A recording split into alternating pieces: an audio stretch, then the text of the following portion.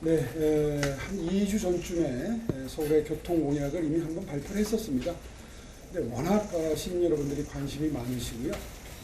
우리 동네는 안 들어오느냐 이제 이런 궁금증도 많이 표해 주시고, 저희가 모든 노선을 당협별로 이렇게 배포도 하고 해가지고 굉장히 관심이 고조됐습니다. 그래서 그 높은 관심을 반영해서 오늘 다시 한번 좀 구체적인 말씀을 드려야지 되는 게 도리인 것 같아서 준비를 했습니다. 내 집 앞 10분 전철역이라는 제목을 붙여봤습니다. 지금 아시다시피 서울에는 7개 노선의 경전철이 이미 공사가 진행되고 있거나 계획되고 있거나 예타를 준비하고 있거나 단계별로 좀 진행이 되고 있습니다.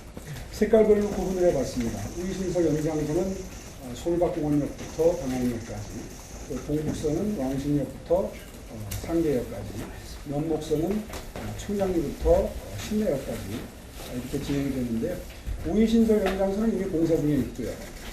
동북선은 민자로 지금 건설 중에 있습니다. 그리고 면목선은 재정사업으로 지금 준비가 되고 있는데 이미 예타를 통과해가지고 지금 기본 계획을 만들고 있는 과정 중에 있습니다. 상당히 동북권에는 지금 진도가 많이 나가고 있고, 반면에 서남권은 좀 늦습니다. 이 부분이 특히 관심들이 많으십니다.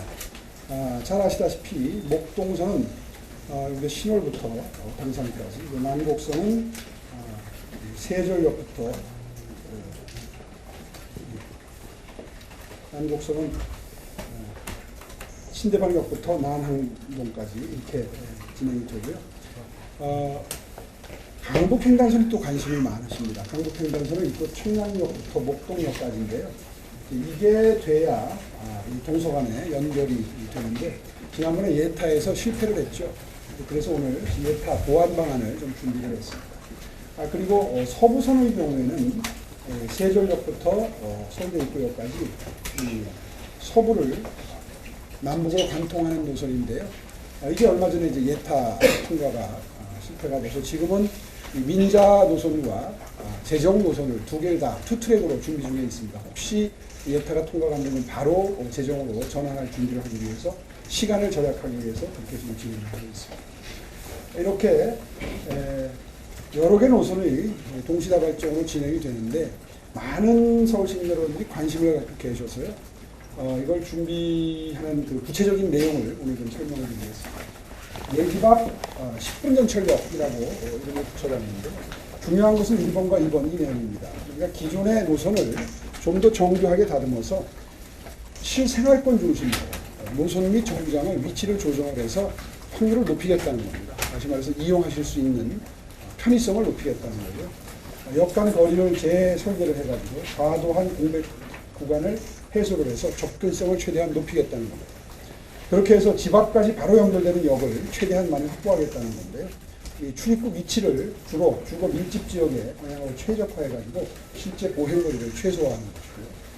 대형 단지나, 예를 들면 대형 단지나 주요 생활시설과 직접 연결되는, 직결되는 출입구를 설치를 확대해서 최대한 편의성을 높여서 내 집 앞 정거장을 만들겠다는 것이고, 그 외에 이제 뭐 에스컬레이터나 엘리베이터나 무빙워크 같은 이런 그 이동 편의시설을 확충을 해서 최대한 편의성을 증진시키겠다.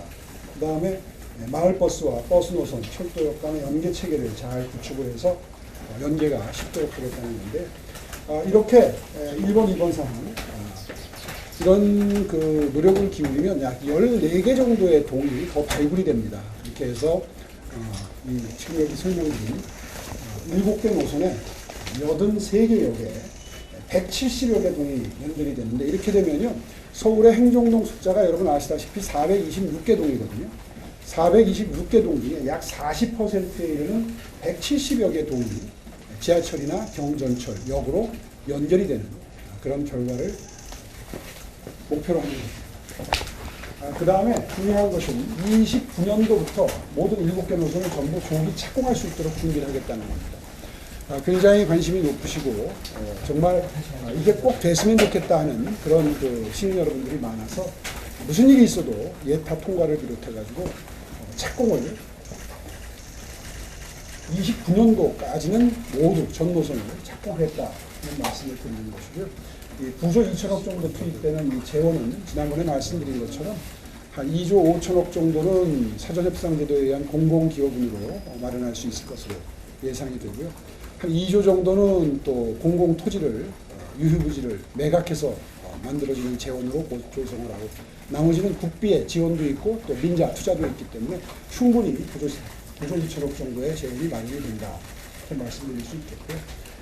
제일 중요한 것은 여기서는 1번하고 2번입니다. 그러니까 예타를 통과를 해야 이제 재정사업이 비로소 본격화되는데, 노선별로 수요 예측과 경제성 분석을 최신 데이터로 보완해서 현실성을 강화할 것이고, 교통 수요가 집중되는 노선과 정거장 계획을 조정을 해서 BC 레이쇼를 높이겠다 하는 의지를 가지고 임하도록 하겠습니다. 거기에 이어서 광역철도나 지하철, 버스 간 환승을 더 편리하게 만들어서 이용객 수요를 높이면 BC 레이쇼가 더 높아지겠죠.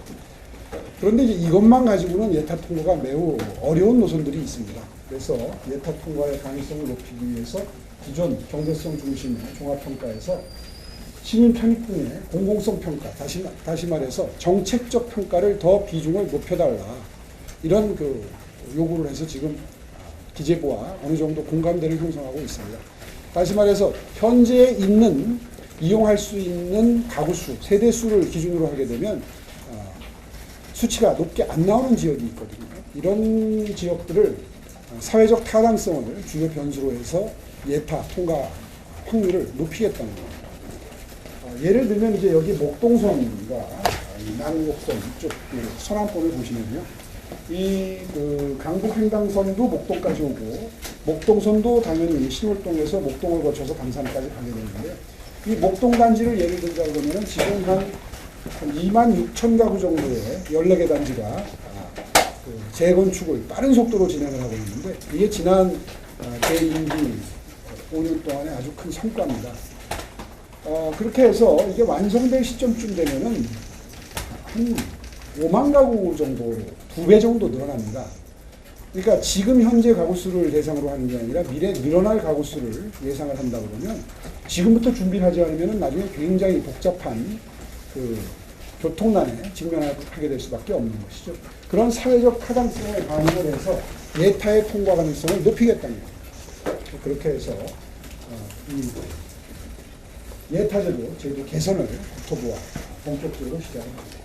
또 시민이 체감하는 교통 편익 중심으로 정책적 타당성을 평가하겠습니다. 철도, 버스, 보행 연계로 실질적으로 줄어드는 통행시간 단축 효과를 반영할 예정이고요. 그 외에도 이 교통 소외지역 접근성 개선과 균형 발전을 기여하는 반영을 그런 기여 방안을 반영하도록 하겠습니다. 오늘 말씀드린 의지를 담아서 옷을 준비했습니다. 옷을 준비했습니다. 오늘부터 공약을 수치로 표시를 해서 이렇게 의지를 시민 여러분들께 전달을 합니다. 오늘부터 기대해 주십시오. 하루에 하나씩 수치를 반영한 옷을 활용을 해서 시민 여러분들께 저희 공약이 아주 강한 의지를 반영하고 있다 하는 것을 전달토록 하겠습니다. 이 정도 설명을 드렸고요. 그 다음에